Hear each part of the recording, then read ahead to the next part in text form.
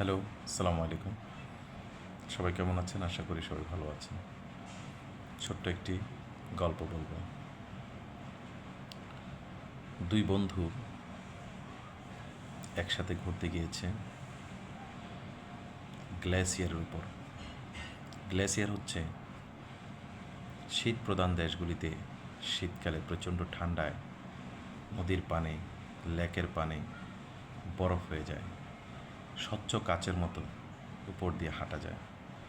দুই বন্ধু হাঁটতেছিল। হঠাৎ করে এক বন্ধু ওই গ্লেসিয়ারের ফুটো দিয়ে, এই গ্লেসিয়ারটা হচ্ছে এমন যে মাঝে মধ্যে লিক থাকে, ফুটো থাকে, নিচে কিন্তু পানি, উপরে বরফের আস্তরণ। টুপ করে ভিতরে পড়ে গেল। পরে সে পানির জোয়ারে, প্রবাহমান স্রোতে খানিকটা দূরে চলে গেল, বাট সেখান থেকে সে কোনোভাবে বের হতে পারছে না। ওই বন্ধু উপর থেকে তাকে দেখছে স্বচ্ছ গ্লাসের ভিতর দিয়ে, ওই ওই গ্লেসিয়ারের উপর থেকে। সে শত চেষ্টা করছে, বের করতে পারছে না। এক পর্যায়ে সে প্রচণ্ড জোরে পা দিয়ে সে গ্লেসের উপর আঘাত করল। কিন্তু ছোট বাচ্চা বা ছোট একটা বাচ্চার লাথিতে, পায়ের আঘাতে এই গ্লেসিয়ার ভাঙার কথা নয়। কিন্তু ভাগ্যের সুপ্রসন্ন, গ্লেসিয়ার ভেঙে গেল এবং বন্ধুকে টেনে সে বের করল।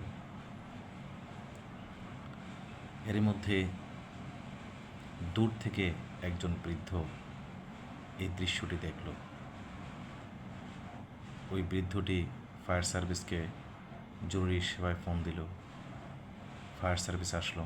সবাই এসে হতভাগ, কীভাবে এই গ্লেসিয়ার থেকে তার বন্ধুকে সে উদ্ধার করলো, কীভাবে সম্ভব।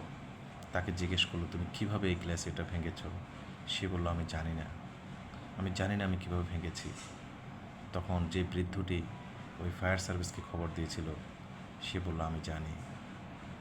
তখন সে বলল, যখন তার বন্ধুকে বাঁচানোর জন্য সে সমস্ত কিছু ভুলে তার প্রচণ্ড আত্মবিশ্বাসে জীবনের ঝুঁকি নিয়ে সে সজোরে আঘাত করলো, তখন ওই পাথরও ভেঙে গেল।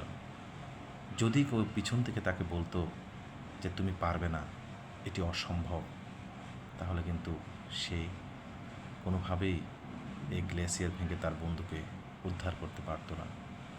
প্রচণ্ড আত্মবিশ্বাস এবং বন্ধুত্বের টানে কিন্তু সেই এটি করতে সম্ভব হলো। সম্প্রতি উত্তরা মাইলস্টোন স্কুল অ্যান্ড কলেজে যে